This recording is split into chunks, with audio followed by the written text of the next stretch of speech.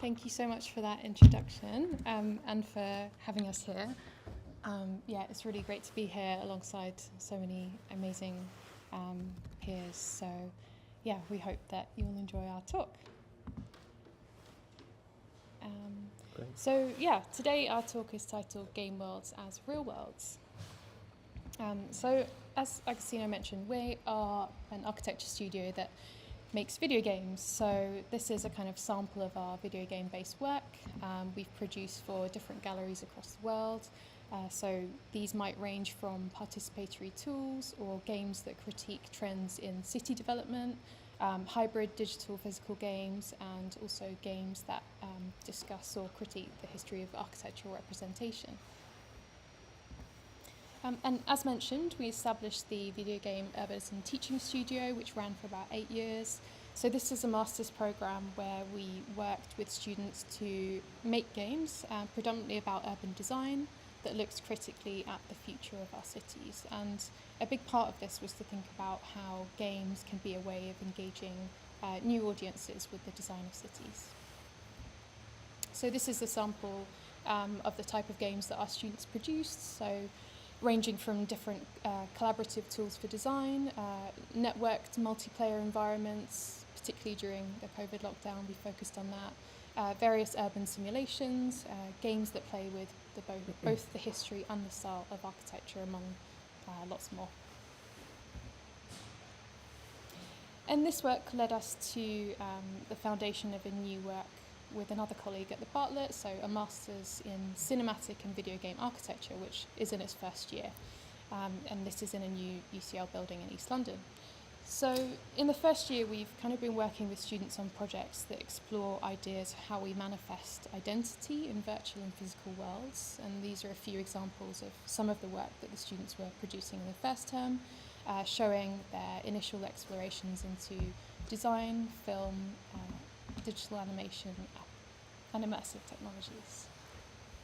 Yeah, so we've kind of broadly split the talk today into sort of 3 categories to explore this idea of what it might mean to kind of treat game worlds as real worlds. I think Agostino has already hinted at some of the kind of questions that we're really interested in about the fact that the gap between the virtual and the real, or maybe we should say the virtual and the physical, is kind of eroded, and there's a lot of transmission between them now that we just take as a given, and it's not unusual to think of it that way. So in 2021, Epic Games, the developer of the Unreal Engine, released this tech demo called The Matrix Awakens. And so this is a showcase of all the advanced features that would appear in the new Unreal 5 engine and all the kind of photorealistic technologies that were present in the software. It's interesting to look at the city because Epic actually explained how they came to this kind of urban form, and it's not really a representation of one city. They said that it's an amalgamation of architectural reference points from San Francisco, Chicago, and New York. And so together this produces a kind of composite city composed of different iconographic American urban forms. And so realising a city like this that looks this realistic relies on obviously complex rendering, lighting and geometry processing, and this was one of the showcases for Unreal Engine 5's Nanite system, which allows you to draw virtual worlds kind of ever closer to reality through their graphical techniques. But maybe if we go back 8 years, we can see what's generally considered one of the sort of high points of virtual city building, which is the game Grand Theft Auto 5 by Rockstar Games. And 8 years ago, 8 years before Matrix Awakens, Rockstar were kind of manipulating the world of Los Angeles to form the game world Los Santos. And the processes that Rockstar undertook made it clear that meaning could be created by stitching urban elements together rather than kind of recreating a real-world geography in its entirety. And so this is a spatial overlay we produced as part of a research project quite some time ago now. But by overlaying the world of Los Santos one-to-one onto the map of Los Angeles, we can see that there's actually a vast difference in their sizes. And what we can kind of take this to mean is that Rockstar's real Los Angeles is not a geographically exact version of Los Angeles, but it's in fact the real Los Angeles that resides in our collective experience of the city through media and culture, rather than its kind of geographical reality. So while both of these games are striking in their visual similarity to real-world architecture and cities, the true reality of their worlds is in the types of discrepant experience, which is what theorist Graham Kirkpatrick talks about being one of the key kind of aesthetic experiences of video games, so discrepancy. And this is something that we've researched at length in projects such as Learning from Los Santos, looking at how all these discrepancies, everything that's twisted, erased, or magnified in the translation from a physical place to a virtual game world, are what defines that game world as an architectural domain. So we often use analytical approaches from art and design, and we think this can be a really interesting way to reframe the discrepant. So these are some recreations we made of Ed Ruscha's kind of famous small photographic books of Los Angeles. And so we made a series of these small books about Los Santos. So rather than photographing like Ruscha did, we kind of travel the city and take screenshots. And one of the things that Ruscha also did was to kind of index these things to find kind of commonalities between them. So in this case, in Cars on Hills, small discrepancies, such as like allowing cars to defy real-world physics, demonstrates a landscape that kind of looks realistic on the surface, but is actually formed around the underpinning game loops of high-speed car chases. Yet, if we see game worlds as real worlds, we can argue that this discrepancy is not a difference or deficit compared to reality, but simply another form of it. So examining this reality has formed a key part of our own research, and this is best exemplified in our book, Video Game Atlas Mapping Interactive Worlds. And this is where we use a combination of traditional and contemporary methods of architectural analysis to explore the synthetic reality of 12 popular game worlds. So in this context, we see game worlds as extraordinary sites for evaluation, as each game holds its own idiosyncratic logic to be exposed. And it's through regarding these diverging realities as truthful settings that we can discover what capacity we have to affect the environment within its given constraints, and ultimately unpick the relationship between environmental design and player agency that underpins the ontology of virtual worlds. And game worlds play with sign and signifier relationships as well as affordances in ways that are quite different to the physical world, but that may be considered correct in the logic of a game object. Instead of using a brick to construct a wall, we throw it to distract an enemy, and rather than sitting at a desk to write, we use it to hide behind. What appears to be discrepant is actually a unique and real agency within a game world. And in our project Architecture After Games, integrating architectural details from game worlds within these historic fragments, our project compared spatial concepts common to the reality of gaming, so portals, false skies, and wayfinding graphics, to equivocal concepts of aesthetic value and use in architectural history. And our artifacts subject game space realities to a similar process of extraction and curation to the historical objects in the galleries, demonstrating the resonance between sites and objects of significance for past cultures with the pervasive aesthetic and spatial logics of video game spaces in our contemporary society. And presented together as an exploration in the gallery, our objects physically demonstrate the causal powers of that David Chalmers argues designates the reality of digital objects, forming a network of game objects in the physical world. For Mackenzie Ward, this is an intrinsic quality of a game world's algorithmic design. All that matters is the quantitative relations. With the emergence of research using the ChatGPT large language model to create virtual generative agents in a Stardew Valley-esque world, game NPCs are not only able to perceive their surroundings, but reflect on their experiences and plan actions accordingly. As such, these causal relations stand to become increasingly complex. And every game world establishes its own reality through the synthetic design of its spaces and systems. And while this might deviate from the reality of our physical world, excuse me, it is a spatial reality nonetheless. This discrepancy is the reality. So our two-player game called Fusiforms, which we made recently for NYU Game Center's No Quarter showcase, explores explodes the game world into two separate screens on an overlaid front and back projection. So here, the space of the gallery becomes an active part of the players, exploring and solving the positional and scalar discrepancy between different building forms on the screen. And the game's mechanics involve rotating, scaling, and positioning buildings to find common symbolic elements resembling a face, drawing influence from Yamashita's face house in Kyoto, sorry. The game explores pattern finding and facial recognition within architectural forms aligned in the two projections. However, to achieve the two-sided projection effect, these buildings both sit in separate worlds connected only by numerical correspondence to each other's location, scale, and rotation. So while they coincide and combine into a unified form on the screen, the objects themselves never actually touch. The reality of the game world is so tied to the reality of the game exhibited in situ, both real but both different. And in our game Projectives, which was made for the Royal Institute of British Architects, 4 players work together to combine viewpoints into perspectival scenes drawn by the Dutch Renaissance architect Hans Friedman de Vries. And each of these players occupies a different world, seen from a different angle and with diverging control systems and agencies. But they work together to combine these separate worlds into one new scene within the space of the screen. And there are, of course, innumerable different game types and experiences, and by association, also game worlds.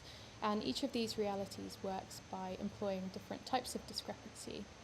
And we can see these discrepancies as formal differences between the representation of the world and any illusion of reality it may present, and also the agencies that the game world affords.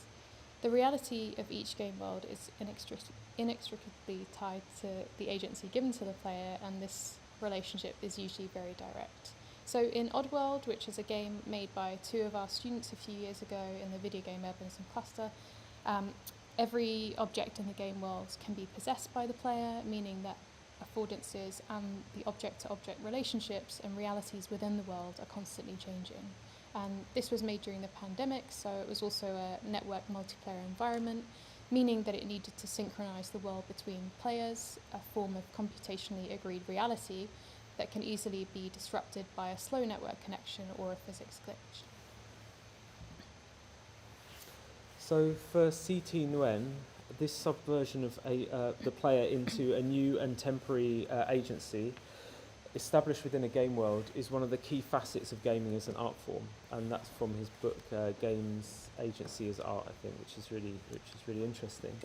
So while in the physical world we may be constrained by social norms, legal structures, or physical ability, everything that's possible within a game world is derived from its code. This is best spatially exemplified probably by procedural systems in games. And so one example of this here is our game DWG Hunter, which explores the kind of isotropic grid of the Italian avant-garde architects of the 1960s and 70s through an algorithmically distributed architecture that changes around the player's actions. And one of the kind of quotes that inspired this as well was Archizoom's Andrea Branzi talking at the time, saying that in the future, the only possible utopia is a quantitative one. And we can kind of see that in the systems and realities of game spaces today. So this agency is in relation to the rules of the game, and the games theorist Jesper Juul terms this the immaterial support of the world, so everything that structures it but we can't necessarily see it. Of course, immaterial structures are not limited to game worlds. Within architecture, you might find them in building codes or construction laws that do ultimately shape the physical form of the built environment. In our studies of city skylines, for example, our researchers has kind of examined the ways in which players subvert the zoning system. You kind of designate zones at different parts of your city. And players have developed kind of patchwork techniques for this to be able to push the game away from its tendencies to recreate North American urbanism. So if you want to make a London terrace street, you kind of have to pull the game in a different way in order to get it to go away from what it really wants to do. So, as such, the inconsistent or strange meanings of game objects compared to their physical world counterparts, or even their ability to change their meaning completely based on real-time interactions, does not signal them as wrong recreations or illusions of reality, but rather as different realities. A game like Bubba Is You, for example, takes that mobility of meaning as a core principle of its world and puzzle design, where you can literally kind of link sentences together to change the very fabric and meaning of everything in the world. Yet, although game worlds retain their own reality, they can also act as powerful transmission mediums for our real world, placing an importance on their authorship and their design decisions within. And so much of the work that we do as designers is kind of concerned with revealing what game worlds transmit to us as players and how they do it from an architectural perspective. By looking beyond spatial aesthetics, we can see examples of how games often inherit existing biases from our society, as exposed through Feminist Frequency's seminal Tropes versus Women in Video Games project. In this work, Anita Sarkeesian highlights how certain tropes in game worlds help us recognise larger and recurring patterns in society, amplified through popular culture and its powerful influence in our lives. By challenging these rather than transferring them, we can establish new forms of reality by resetting the misgivings of our own. Sampling the real world can also be used as a critical tool to rethink reality, to reframe it and challenge existing power structures. And this has often been a key part of our research and our teaching practice. So this is a physical city builder game we made a few years ago called Peep Pop City, that we made for a games festival in London called Now Play This, which has a lot of kind of experimental game works. And this game allows players to explore the forces that have shaped London's urban form, using hundreds of buildings sampled from the real city and a series of game cards containing objectives inspired by real conditions, laws and influences that have caused London to look the way it does. Yet by opening the game to all ages and all backgrounds, we observed how players remixed and rebuilt the city based on their own new rules. This reinforces notions that suggest games can relay what Shira Chess calls narratives that surpass the expectations, subverting existing socio-cultural norms by proposing new and alternative possibilities that can speak back to physical reality. In this regard, the synthetic properties that game objects possess makes them ideal for such work because their reality can be twisted in new ways, even beyond the intentions of their original designers. Alenda Chang writes, even if some games do rely on claims of a special realism for their appeal, many aim less for total fidelity than just enough realism to produce play that is both familiar and relevant. The reality of discrepant game worlds often resides in the just enough. A game like Proteus allows us to be immersed in virtual nature, and while modern game engines like Unreal are pushing the drive towards photorealism, Proteus captures the feeling of wandering in a beautiful landscape through nostalgic visuals, sounds and procedural techniques, rather than creating something that looks in any way realistic in the conventional sense. And yet, through the games that we've examined in projects such as Video Game Atlas, and this is like one selection of all the drawings we produced for this, we can see that each game's reality is often more complex and nuanced than even their developers could have predicted. So in order to understand this, we employ a range of analytical methods that primarily derive from architectural design, such as mapping, survey drawings, organisational diagramming and path analysis. But we also utilise camera modifications to take high-resolution screenshots beyond the bounds of the game world and reveal their artifice. And additionally, we use techniques like data mining, which allows us to understand more of the logic and temporal agencies that shape those worlds. Finally, community resources are key to understanding the ways in which these individual realities develop. Quite often, it's the games community who pushes the world's reality to its logical extents.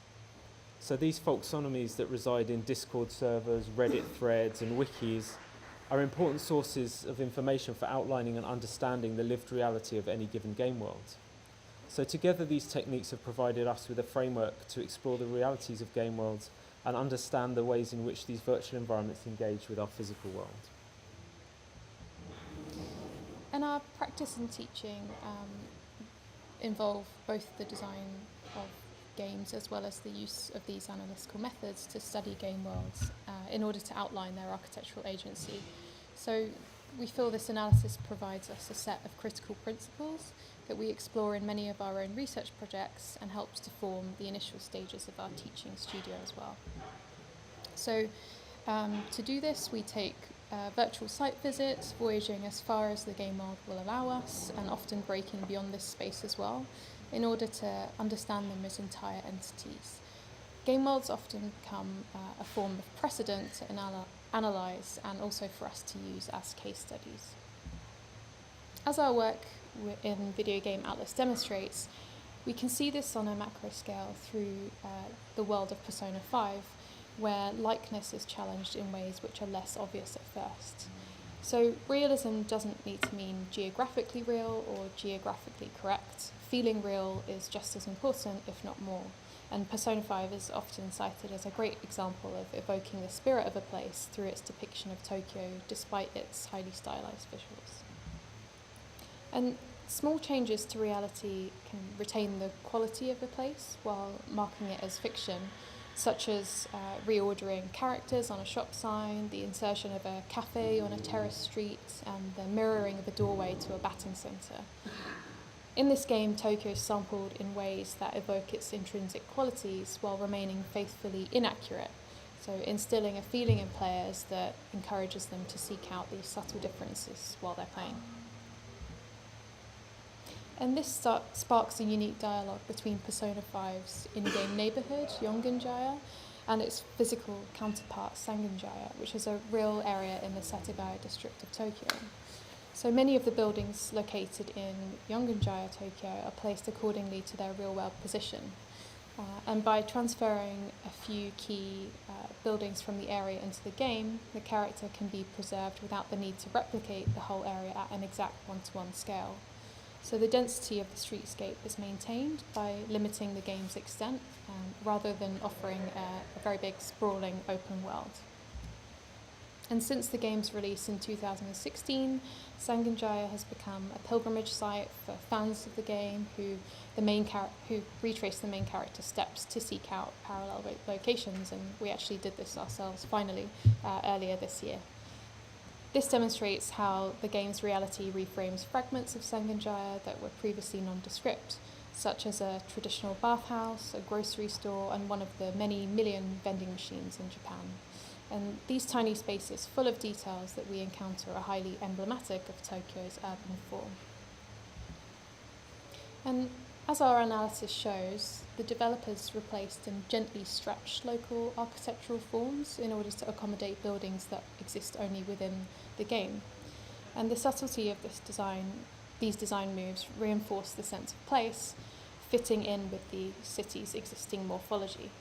And this synergy between the game world and the real world echoes Elizabeth Gross's argument that the virtual is not a pure self-sufficient realm with its own fixed features and characteristics. Rather, it's a relative or differential concept whose status as virtual requires an actual relative to which its virtuality can be marked as such. This emphasis on small-scale domestic space is reminiscent of the pioneering work of Japanese architect and sociologist Wojiro Kon, whose drawing studies of Japanese living trends during the industrialization of Tokyo were compiled into a field of research he termed modernology. So the importance of domestic space and the artifacts contained within it are key to defining the reality of this game world, making us believe it has been lived in.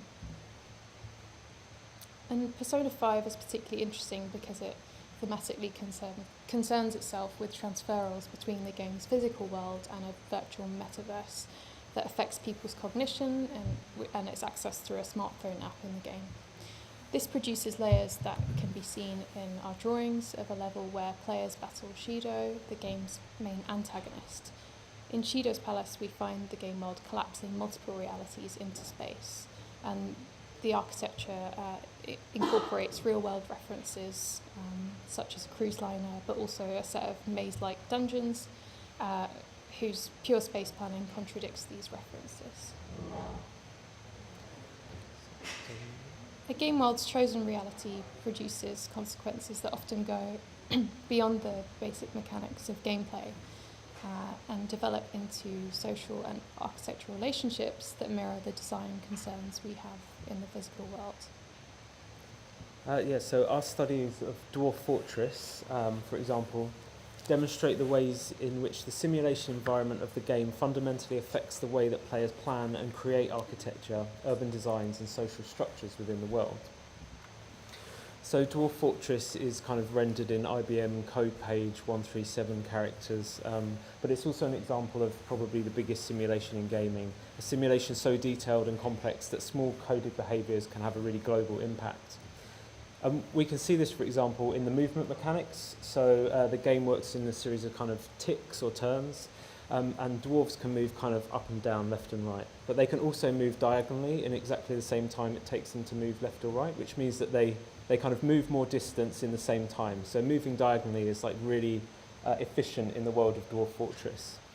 And because of this means that you can start to see how the players of the game, becoming these kind of architects, have had to institute a whole new kind of concept of what like pathfinding and circulation means in buildings. Because if you want your dwarves to move as quickly as possible, you move them diagonally, even if it means they can sort of move through the corners of walls as well.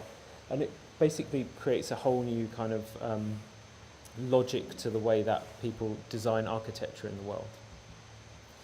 And these practices also extend into the design of things like traps, where players take the very particular kind of rules and pathfinding logics of the non-player characters and enemies and manipulate those in interesting ways to kind of create defences for the structures that they make in the game.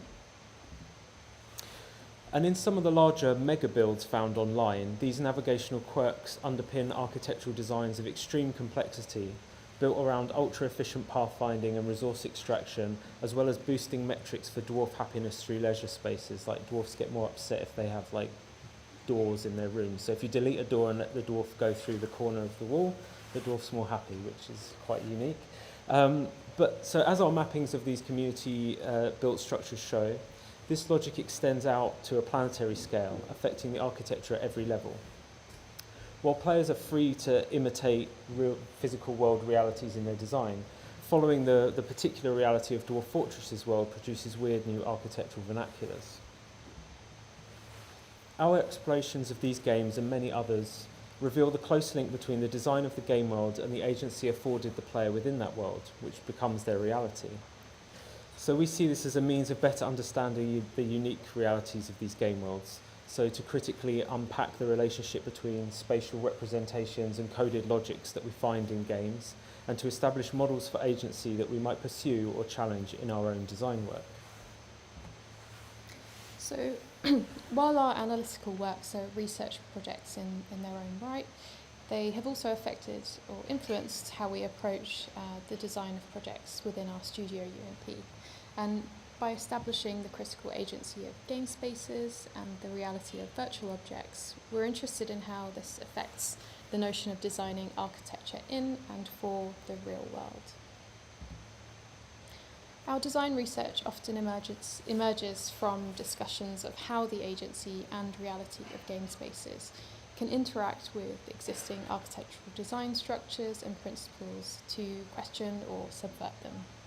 So in a series of conceptual games designed for Perspecta Journal, we explore how a network of small games that can engage with our everyday life in a productive manner, from a role-playing game that tracks our everyday carbon footprint, or a game exploring the integration of AI into our lives and how the future of smart cities might look. These also include a game subverting the ubiquitous eye of Google Street View through Chinese landscape painting aesthetics, and a collaborative live site building game called Everyone is Architecture, where people embody architectural elements themselves. So Everyone is Architecture proposes that real people acting as real game objects could be a new form of collective live site design environment. So by leveraging the causal powers of the game object, by connecting them to the participants themselves through tracking and geofencing interfaces, This concept proposes to establish a direct line of translation between the virtual and the physical for prototyping socially driven spaces at a one-to-one scale. So if Everyone is Architecture represents an idea to integrate games into architectural design practice, then our satirical project, London Developers Toolkit, which you can see here playing at like 10 times speed, it shows how we can use deliberately simple, random or obtuse systems to discuss the agencies of designers in the real world. So the game explores real-life London's rampant development explosion, documented by sites such as Development Aesthetics, which has produced a swathe of non-contextual and politically questionable projects across our city. Players act as an architect working on behalf of 2 London property developers, designing a luxury residential skyscraper and then producing glossy promotional images of the structure that can be printed out by players and posted to a Twitter bot. So posting it and then putting it on and then getting crashes. So beneath the veneer of a design game, the agency of the player is strictly limited to performing rote tasks. While players may appear to be participating in the design process through the interfaces presented to them, their interactions merely progress the game rather than having any impact at all on the design of the tower. The tower is generated randomly each time, and as such the architect player can do nothing to shape its form, even if it appears they're doing so. With this deficit of agency, players follow the inevitable path of capital through to its end. The elements that comprise the skyscrapers are sourced from a variety of real-world buildings and expose articles about the living habits of the super-rich. Equalised through the blocky language of the voxel, these reference points are transported into the reality of the game, to be uncovered by the player as they analyse the building the systems created for them. We see this as a kind of subversive, there being a subversive nature to this visual and spatial decision. Nowadays we're used to voxels and being kind of very connected to Minecraft. Minecraft's voxel world is seen as one of possibility, where we can build towns, cities, worlds, even kind of fully functioning computers. But in contrast, although we kind of make it look like that, the reality of London Developers Toolkit is decided by markets and parameters that the player has no control over. Yet the sunny disposition and can-do graphic simplicity of Minecraft persists. But I think another good key reference of why Minecraft's important for that is that Minecraft's an example of a game that's kind of transcended being a game and become almost a piece of design software in its own right. So projects such as Block by Block, led by a UN Habitat, have been exploring Minecraft as a kind of design tool for engaging with people. And so although the game is a kind of critique, it still for us opens this door about how we might approach games as kind of design tools, but also how by making something that looks friendly and inviting and engaging, you can hopefully encourage people to want to interact with that system. And so through other recent projects such as Doomsday, we've explored new realities for game worlds by using low-impact computational tools, so modding the infamous first-person shooter game Doom into a version of Disneyland. So Doom allows players to edit its properties through inheritance or modification of code, transforming zombies into princesses and health packs into Dole Whip. So we remixed these two opposing aesthetics and cultural spaces, making them both sick and sweet. And this continues our interests in how both game worlds and the engines they're created in offer us templates to challenge. And they also allow us to consider how we might push one world through the logics of another to create new meaning and narrative exploration. And these are some screenshots for the mod where you enter into Disney's backstage areas to level up and defeat the Mickey-eared Kako demon. And playing with existing game templates led us on to this research titled Default Iraq, where we analysed Iraq through the lens of video games by cataloguing every video game that depicted a version of Iraq in its past, present or future. And this shows us how the country has perpetually been represented by this medium as a kind of theatre of warfare, with the player invited to participate in its ruin. And these analytical diagrams demonstrate how Iraq's portrayal in video games has been heavily influenced by real-world events, so numerous wars and the locations that these took place within. So the Iraq that most people know is influenced by these representations, which kind of repeatedly reinforce the same type of agency and imagery as well. And there are some games that try to break the narrative of kind of modern day war to highlight aspects of Iraq's ancient past. So in this bonus level of Barbie Explorer, we find Barbie transcending space and time to enter a ruined city in Babylon. Yet we find that she's actually only here to loot a golden lamassu, which she then takes home to place in her local museum and repairs this magical broken mirror. So these games continue to represent Iraq as a country where various resources can be freely exploited, so mirroring many of society's actions in reality. And the recent video game 6 Days in Fallujah, it kind of prides itself on its procedural architecture system, so in their words, reshapes the entire battlefield every time you play. Every room and every building changes every time, so just like actual combat, you'll never know what to expect. So, but rather than using these procedural systems this way, how can we begin to alter people's perceptions with similar mechanics? And we're interested in how the defaults we choose to assume or reset, both from reality and from the settings in a game engine, can have these profound impacts on the way game worlds are both perceived and acted upon by their inhabitants. In this minigame, we created a dusty Iraqi town constructed purely from pixel assets, with the player assuming a common role as a first-person shooter. And by placing them in this agency, players seek out these targets, which are only visible through the sniper scope, and when hit, rather than causing further destruction, they kind of cause buildings to transform into randomized spatial fragments from Iraq's past. And these tests have evolved into a new game currently working on called The New Astrolabes, which examines the predation of cultural heritage and resource extraction in Iraq. So the game proposes an alternative template for exploring Iraq's past that kind of restages Iraq and shifts it away from this powerless form of representation that we're used to seeing in video games. So the game's cited within a kind of three-dimensional interpretation of the Babylonian map of the world, a tablet describing the oldest known depiction of the world that combines both Babylonian mythological and geographical understandings of space. The player is afforded this alternative agency to kind of reverse or repair the way fragments of Iraq's ancient history have been transformed in reality through excavation, displacement, reclamation, and loss. So creating these virtual counterparts of Iraq's past foregrounds how they've been treated in the same way as virtual matter, seen as a limitless and dispensable resource.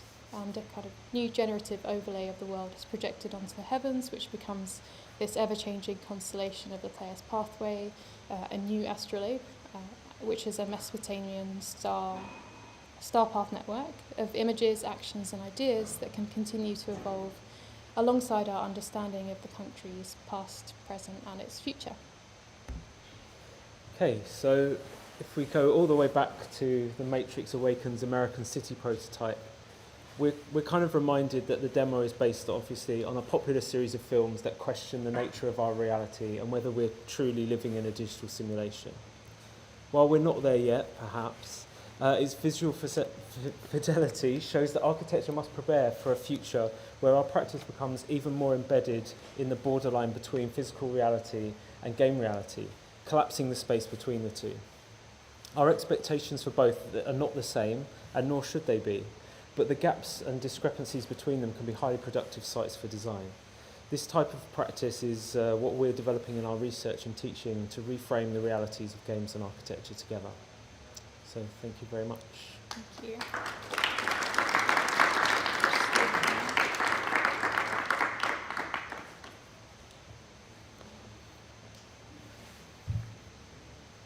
Thank you so much, Sandra and Luke, for this beautiful presentation. There's so much to talk about, and I would first start to see if there's anyone in the audience who would like to address your question. Otherwise, I'm going to step in.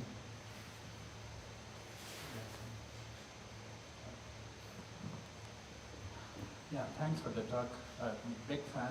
I like your work a lot. It's fantastic. I remember in Germany there's this art and architecture store, a quite austere one called Walter König. I was walking around there and then I saw a book behind which it said Dark Souls. So I'm just happy somebody's doing that. You're doing God's work, you know, this lightening up architecture. So what I'm curious about is the aesthetics of the games that you are producing. They are incredibly consistent, and I'm wondering why are they so? So is it an opposition to the photorealism that Unreal brings in? And also I'm wondering, is there a possibility of a spectrum of graphics within the same space, and what are your thoughts on that? Maybe just to kind of start it off. I mean, I think there's a number of ways that we could answer this question. Obviously, one of it probably has to do with like the engines we choose to work in, or the games we choose to mod for projects, or so on. So a lot of it's driven by that. Like since we shifted from Unity to Unreal, things start to become a bit more beautiful and slightly more realistic. Before it was like kind of very super pop and flat. So I guess that's one of the reasons. I think we talk and discuss a lot in our work that we kind of like keeping things poppy and friendly as well, you know, the kind of power of cuteness that comes with that aesthetic, and the fact that it can potentially engage people into like more serious conversations or discussions. That's always been a really strong thing in our work. Maybe we've never had the time to sit and make a Matrix Awakens super realistic thing. It's not off the table, I'd say, but yeah, maybe just due to the kind of rapid fire nature of the projects as well, we tend to keep things, we find it accessible actually, that style, to have things a little bit more pared down as well. Don't know if you've got a different answer to that. Yeah, I mean, I think when we started, it was also particularly with the teaching, it was in the context of an urban design program where you have these kind of like larger level overviews of things. And in that respect, I think we've always seen the kind of more abstracted graphics as a way of like revealing the systems or making them a bit more easy to perceive for the player. Whereas obviously the more realistic you get, the more associations that you start to carry with that. And so I think that probably unwittingly maybe was sort of formed by the context in which the earlier work took place in. But yeah, I'd agree that I think we would definitely be interested to explore, and we would ask our students to explore as well, the kind of different level of like realism or fidelity that might exist within the same space, because it's completely possible. In fact, you know, in some ways should be encouraged, and there's some games that play with that in really interesting ways. But I think also, and maybe this is something that our students wouldn't necessarily want to hear us say, but with something like Unreal, you have this vast kind of catalogue now of photorealistic elements that you can bring into your game, and you see them for the first time, so you're like, wow, I can make something photorealistic so quickly. But after a while, you kind of feel, what's the actual like aesthetic position of this work beyond the fact that we can make something realistic very quickly? And so many games, it's like Nintendo tells amazing stories in really kind of colourful language, and no one feels like they play a Mario game and think, I wish this was more realistic. Although there is a kind of cool realistic Mario YouTube video. but yeah, I think that kind of stylization is another sort of language that they have to play with as designers. So we definitely would encourage them not just to like grab all the photorealistic stuff and put it in, but think about what you're drawing someone's eye to in that world. Because I'm thinking along the lines of the theory and fictions around world building. There's always this idea of being consistent enough, of being so that you have the ability to suspend disbelief. Right? I'm wondering if the consistency of graphics comes as a package with that, so it can only be either photorealistic or pixelated or this or that. So that's what I was curious about. If it's a technique to kind of, extract a suspension of disbelief from the users. Yeah, I don't know from our side whether we've, like for example, some student games that we haven't showed. There's examples, a bit like the Projectives game, where the students have really played with the way the world's depicted through the space of the screen. So what's flat, what's three-dimensional, is that consistent, is that inconsistent, is that something that kind of like oscillates based on what the player does? And we go, you know, as architects, they can read like plans and sections, and those things transferring into 3D in real time. It maybe makes a world that's not like formally consistent, but I think one of the things we've discussed is that there is this idea that formal inconsistency is a kind of consistency in games. Like the classic example is the kind of Uncharted games. It's like if Indiana Jones was in the movie, but Indiana Jones died like 200 times during the movie would not really make much sense. But in the game, you kind of take the fact that the character dies all these times because it's you operating, and you can still attach that to like a linear narrative. So I think that kind of disunity of games is something quite, is potentially their unity as well, if that makes sense. Yeah, I think we're continuing to play with it, like the recent game, the new Astrolabes game, actually trying to like dumb down some of the assets from Quixel by exporting them into other programs and like breaking them a little bit or making them more low poly. Probably a terrible way of doing stuff, but we kind of like playing with all those languages and layers that these assets offer us, and then take them back and kind of remix them with other textures that we've made or so on. So I think it's a nice creative process that maybe we do subconsciously at times, consciously at times, but it's part of our process and experimentation, I think.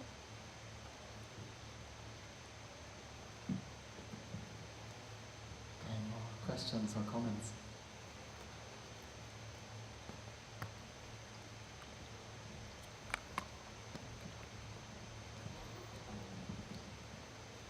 You briefly mentioned something about the temporal agencies, which for me I think really epitomizes the game as a medium, sort of feedback, immediate feedback mechanism, ability to figure stuff out by really doing it and working through it, and having something oftentimes also react back, right? Or reacts while you're waiting or idling. There's an AI sort of things happening around the non-playing characters, milling about it very days. I was wondering if you explored to some degree, or to a similar degree, you explored spatial dynamics, the mapping of temporal or decision-making flows. I'm asking because it's something that when my students delve into either a kind of metaverse or game engine inspired modeling, this question becomes a really sticking point. They can think of a series of rules, for example, but then to actually play out what are the implications of changing one rule or bracketing in response to that rule, that becomes almost like impossible to manage. So I just wondering if you have any approaches for experimenting or testing and playing with it. Yeah, I mean, I think as Agostino might be able to sort of attest to from his previous role, one of the ways that we kind of approach that initially with students is to give them references. So, for example, people might in their kind of history and theory work, they might be watching their friends play Grand Theft Auto and understanding the different ways, as like primary research, to understand the different ways that they kind of interact with those spaces, and to sort of establish patterns from that. But I think, and that's definitely something that we have quite a lot of in our book. There's kind of amazing resources. There's a Twitter user called Drift Item, who for this game Dark Souls, which is a really hard game. Basically, loads of people die, and when you die, you leave like a little blood splatter on the floor, and it becomes this marker of where. But you can see every other player's blood splatter, and you can also leave messages to other players. And this like Twitter data scraper, so we can't take credit for that, but they scraped all this data of like where the blood splashes went and where the messages were left and what the content of the messages were. People would sometimes like encourage people to like say, jump here because there's. And you jump to your death, or praise the sun, which is this kind of like sort of slogan of the game where you should sort of, or like there's a beautiful view and things like that. And so by taking that and kind of visualizing that data and making drawings from it, we can also understand like the way that people cluster around things, even in spaces where there's a sort of there's one layer of flow which is you playing the game, and then there's like another layer of flow which is you and the social engagement you have with all the other people that are playing the game at the same time. And so I think by asking for ourselves, obviously that's super useful, but for asking students to actually take some like real world examples of games as precedents, they can then understand those patterns and how they might want to like subvert those or continue to like promote certain ways of engaging with that world. Yeah, I think it's very rare in all of the drawings, almost all of the drawings we made for the book, that we just kind of took one screenshot and drew over it, because they're obviously games are so time-based and based on each person's individual experience and encounters, and all the characters you interact with, all the objects you interrupt or knock into, or parts of the map you venture to, it's all just so temporary, so it's all based on playing, recording, rewatching, replaying, dying, modding. It's like this whole kind of process that goes beyond just like a single image, that combines all of that information together.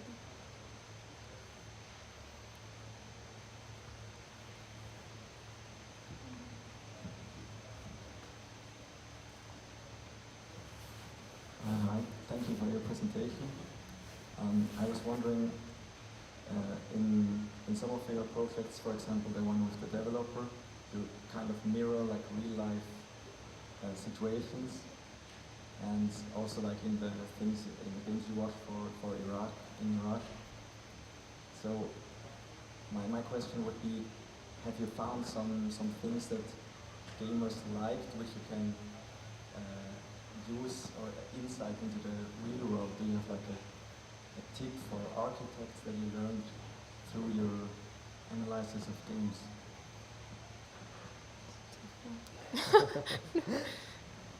I mean, yeah, I don't know. I think maybe selfishly we tend to go off maybe what we find interesting in the first instance, or based off kind of conversations that we're having, or like real world situations, debates, discourse that's happening that we can kind of react to or have an opinion on or bounce off or create a discussion about.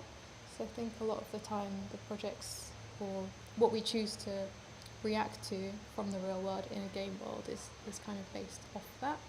I wouldn't say, I don't know, we've reacted to quite different things. The starting points for the projects are all quite, I'd say, different. Sometimes, as we said, they're kind of critique, other times, satire, other times maybe a little bit more serious, like the default Iraq project.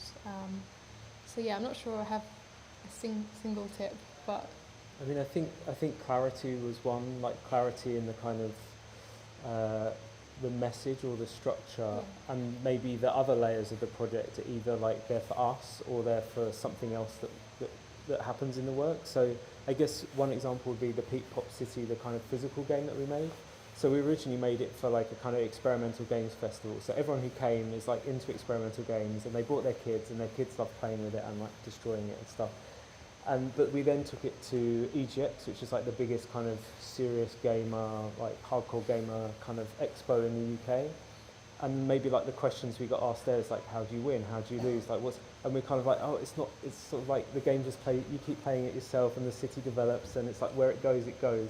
But for other people, they wanted to understand it in a kind of much more sort of clear sort of systems to understand like what that meant. And so I think it was interesting for us because we could get insight that different audiences obviously have slightly different things. Some audiences are more willing to go along with something that doesn't have a clear kind of end or answer. Other audiences want to see this in the framework of something like a game, like how does this relate to like Risk or Monopoly or something? Answer was it doesn't really, but I think it's kind of interesting because we could learn a lot from all of those audiences. I mean, maybe we might gravitate towards our experiences being more like in the experimental one, but it's certainly quite fascinating to put your projects in that other context and then and say, well, actually, maybe our rules do need to be, maybe we do need to have a bit more of a clearly defined kind of reaction to something that's happened in this city, rather than just letting it kind of grow as a sort of playful thing by its own motive,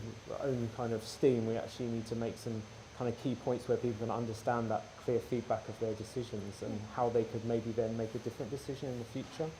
So I think, yeah, it does depend what the audience is. A lot of our works have been like commissions for galleries and also in like an architectural context. So we know that like the audience has a sort of literacy in like architectural image making or something, which means we can play little games with like in the London Developers Toolkit you have to do like a architectural napkin sketch to show that you're inspirational enough as an architect that you can just draw something, and you know, so we can kind of play with those cliches. But maybe if we took that to the same Games Expo, no one would know the kind of architect cliche napkin sketch, so they wouldn't quite get it. So I think it's definitely something we learn a bit differently with each audience that we show it to. That's why I think making games is so fun, because there are a lot of templates to draw from. So yeah, if you put someone in the kind of viewpoint of a first-person shooter, they'll kind of come with an expectation of what they might be doing, which you can then subvert or play with.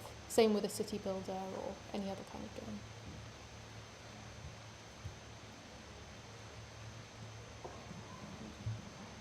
First of all, thanks for the presentation. It's beautiful, and I was very excited because I was a gamer since IBM PC days, where it's just passed. And I think one of of course, we all kind of understand game mechanics and how developers can iterate and work through them to kind of fine-tune the sort of final product or experience. And with the previous question, I also think it's really interesting to even think about how your work or a game like this actually does bring communities together to affect change, honestly, in the real world. And I think, off the top of my head, one of the examples I remember recently is like Helldivers 2, and how that game, basically the whole community got together to push back against an unpopular Sony, basically the publisher, do something that they didn't like. And I think this generation from forward are so much more both game, digital media, social media savvy, that it actually becomes quite a potent, let's say, tool for change in the real world, rather than kind of just maybe all thinking about how does this project out into the real world. Yeah, I think we definitely kind of observed that in the book in particular, because so much of that was looking at like stuff that was happening in the communities. And I think, as we kind of said, that City Skylines, for example, is a really great example, that the basic game kind of allows you to simulate a certain number of typologies of cities which are not representative to most people in the world. They're representative if you live in North America and maybe you're used to kind of like particular style of zoning laws and particular relationships to things. But it's interesting if a game like doesn't let you make a European city, doesn't let you make an Asian city or an African city. And so, but because that game has so much like kind of modularity to it, it's allowed people to build other things into it. And so what we showed with the kind of zoning thing is like the first entry point into like taking the basic game and kind of changing it to make it more like somewhere else. But if you start installing all these mods that people have made for their own kind of their own desire, you can twist the game in a completely new way, and you can build any, pretty much any type of city. But it's interesting that that's something that follows from the community finding that they can't be represented in the way that they would like to be represented. So I think there's definitely always, obviously gaming communities can be like really good. They can also be like super bullshit on the other way. But definitely through the studies that we made, I think we found that a lot of these games would never exist in the way they do were it not for the value that their communities add to it. And so that's really like a really interesting thing for us to learn from, I think. I'm going to map Elden Ring. Ooh. TBC. Yeah, we'll see, maybe.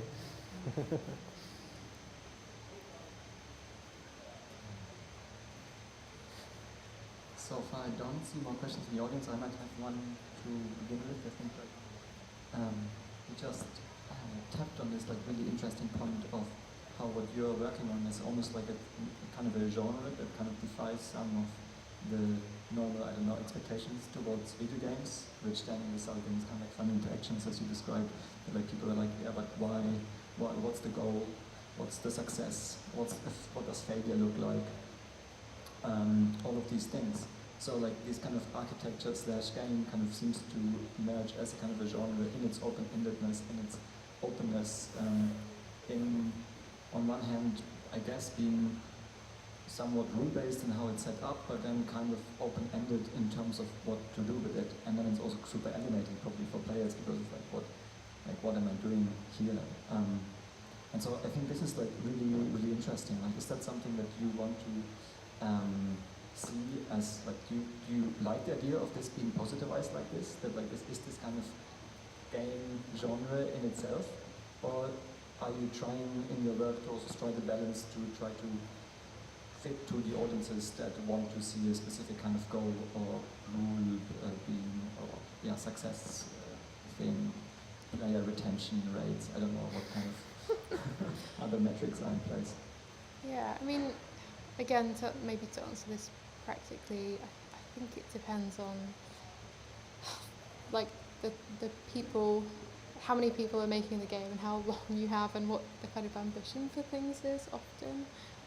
I think a lot of people, a lot of artists are using game engines now to maybe make experiences or to tell stories or to make films from game engines and so on. And the level of interaction or the complexity of the mechanic can vary quite a lot, but who's to say what's a game and what isn't a game, you know, if it's made in a game engine, if that makes sense. So I think, yeah, often it depends, because you can tell a really amazing story with a very like common mechanic that you might utilize for a different type of purpose, and that's really successful. Or you might make something more of a journey, like an open world experience where it's kind of more free and loose and up to the player and maybe less linear. So I think we enjoy both of those and everything in between. It kind of, yeah, sorry, maybe to just answer Fred, it just kind of depends on our brief and like the scope and the resource that we have, really. I don't know.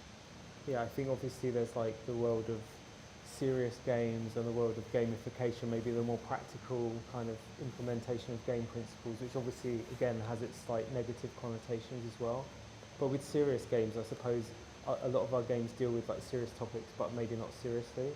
And I think like someone like Paolo Pedicini, who's a US-based game developer, makes a lot of quite political games, but they have a real sense of kind of fun and engagement and probably humour, I think, is one of the kind of overriding things, where it's treated in a way that can engage people through the kind of hook of something that's funny and fun, but has extremely serious kind of messages to send through the work. And so I think in that regard we don't see ourselves as like making purely serious games, because we like to have a kind of another layer of sort of humour and fun to them in order to relay that message. So I guess there's a few people out there like that who we kind of really admire and would see as like sort of similar kind of where we would like to orient stuff in the future. But as Sandra says, it does depend on like who's commissioning you to do the project, because that might completely, like we did a project for the RIBA, the Playing the Picturesque project, and we had to basically make everything with just like 2 buttons, because no one who came to the show is going to know how to play a game, it's like absolutely certain. So it's like you have to make a 2-button interface, so it's absolutely kind of And foolproof without in a that game controller, so Yeah. because people are too scared to pick up a game controller at the RIBA apparently. So it does change based on the context of the work Yeah. that you see as well. Maybe to follow up on this, because we heard a lot about AI in the last days, also earlier, and already like now, like with this idea of these kind of games allowing for this kind of humor that kind of exceeds the kind of the systematicity of the game, or the kind of the ends that are not prescribed in the logics, there is already kind of a rubbing against the like, I don't know, systematic game logic, which might be seen as like closed or something like this. And this is really exciting if one now start thinking of how something like AI can come into the picture, because from one of the cool things of these deep learning moments over the last couple of years was that really incredible neural nets came out of forgetting a lot of the rules and a lot of the syntax and a lot of the ontologies and a lot of all of these kind of systems around. And by forgetting these things, then they were able to like translate from one language into another without understanding the grammatical structure and so on and so forth. So I would be curious to hear what you think of like how some of these kind of moments where like one opens up possibilities for emergent behaviors or like patterns that are being extracted from like large amounts of data start to appear in game worlds, and how this is going to change the gaming experience. Yeah, I mean, I think it's, to be honest, it's not something that many of our projects have really like engaged with yet. But I know, for example, we have a student that's been working with like basically using ChatGPT kind of powered NPCs that you can like talk to, directly talk to in the game. And one of the things that I know she's going to be kind of following later on is about sort of telling stories, telling kind of sort of personal and social histories. And so for her, there's this kind of interesting question that she's still, I think, thinking about, which is about the importance of the truth of history versus the kind of the story that might be told through this AI, because the particular theme of her project is like kind of very sort of serious and important one. And so I think perhaps once we've seen how her project's developed, we'll kind of have a bit more of an answer on that. But it's interesting that it's actually really like it's really fascinating to see that interface working in Unreal. So, you know, you're not just like running up and like pressing E, you're actually like walking up to a character and actually just talking to them through the microphone, and it's then responding to you, and how that starts to kind of unfold the world and add a new kind of layer of meaning into it. I think it's really interesting. But yeah, as soon as she starts to like engage with the kind of a topic where, let's say, there's very like particularly defined things about that subject that the AI may diverge from, it becomes quite interesting and provocative, I think. So we'll see where that heads. Looking forward to see how this pans out. Oh, there's another question. On a question, just was thinking that Sora, that is they announced as having some gaming controlling capabilities. So might be interesting when they release it to everybody to check how it's going to work. Yeah, obviously, I think for like accessibility in particular, that's going to be an amazing thing, I'm sure, for kind of allowing a lot more people in to be able to kind of engage with these systems. So that's definitely a huge space where that can grow, because that's often something, again, like we come from like playing a lot of games, and you're really used to like a particular like way of interacting with that world. And then if you give the controller to like my mum, she doesn't really know what to do with it in the same way. And so there's all these kind of layers which sort of are established by the control systems and the way that you interact with these worlds. So opening up like much more kind of, I'm just repeating open, but much more open kind of like systems for interacting and engaging with those worlds, I think it could be quite a transformation. I don't see more hands going up, then I'm going to ask one last question, and then I'm going to let you go and ask for the next contribution to the panel. One aspect of the lecture which I really enjoyed towards the beginning really was when you described reality.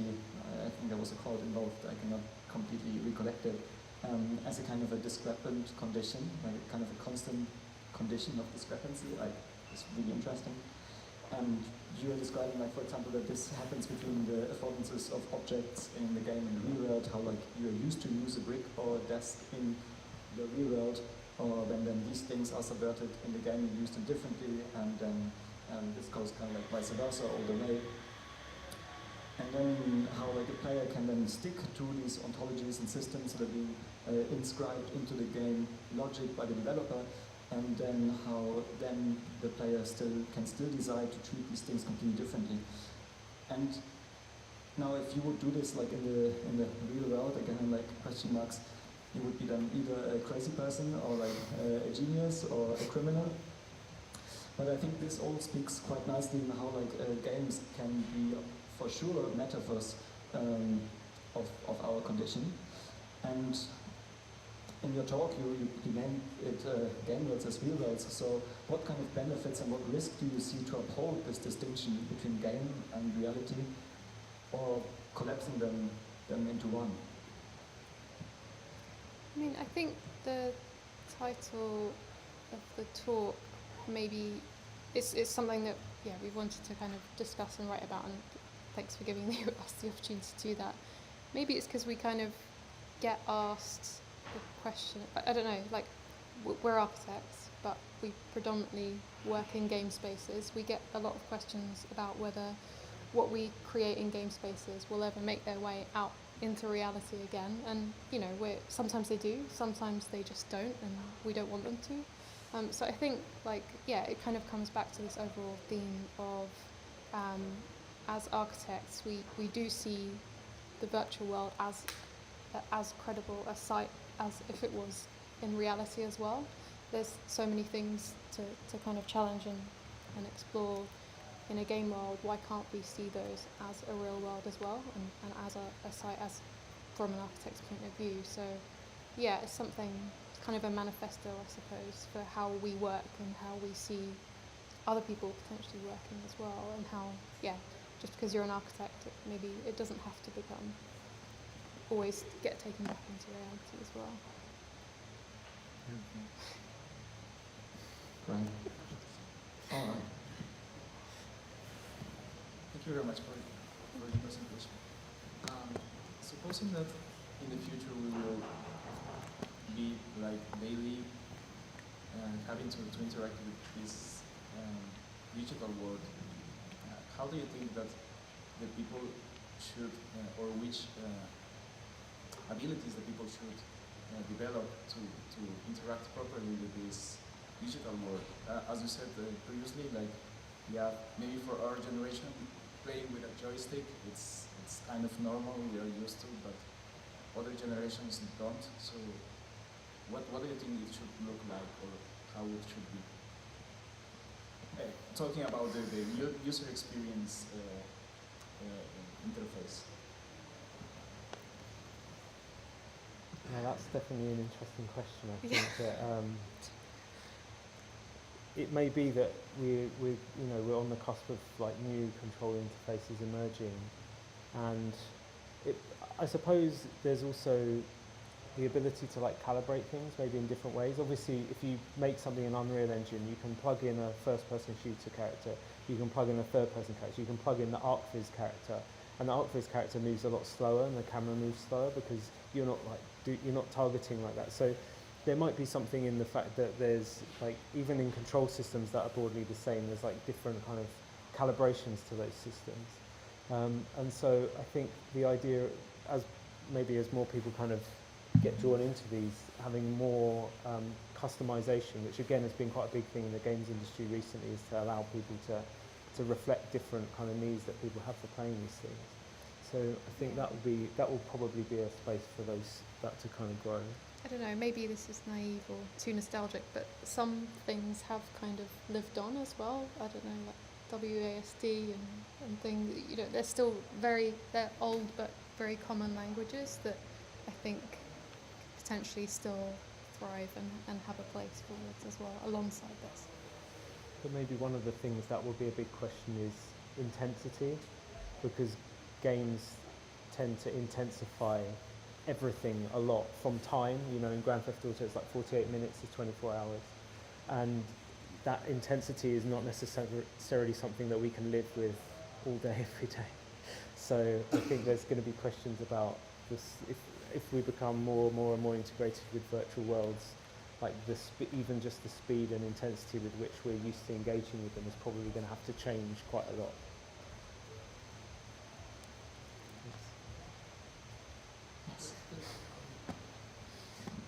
So I don't know, as I was thinking through your work, I was thinking a little bit about Nietzsche's characterizations of drama as a metaphysical supplement. I think it's interesting to sort of juxtapose that with the idea of the metaverse, because there's an aspect of the metaverse that implies a continuity with our existing universe, and it supplements, or it sort of enables tasks in our world, and it's sort of of a piece with our reality.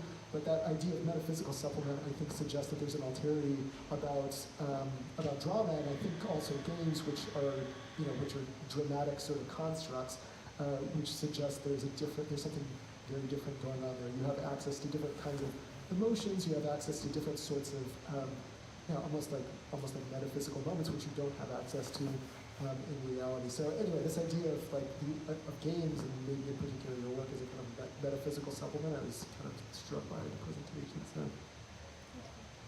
Thanks. I mean, I think maybe we did an article a while back about why like architecture in the metaverse kind of looks so rubbish, and I think kind of that's what the games industry's learned how to structure drama in virtual worlds. When the first wave of the metaverse came out a couple of years ago or whatever, you saw what virtual worlds with like no drama and none of that kind of design principles put into them was like, and it was a bit unsatisfactory in general. Can't speak for everything, but a lot of them were, and I think there's something really interesting there about what our expectations also might be for these virtual worlds. Is the virtual always going to be tied to this sense of a kind of drama and sort of storytelling, and if you don't have it then it doesn't feel right? I don't know, but certainly you could see with the first version of the metaverse that it kind of lacked that kind of stimulus, and therefore felt a bit like, why would I be here if there's not more to be gained, something different to be gained from being here than there is in reality? Then it just feels like it's deficient.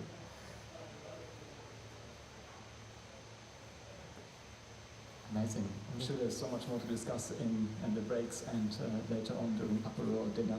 And thank you so much, Luke and Sandra. Thank you. Thank you.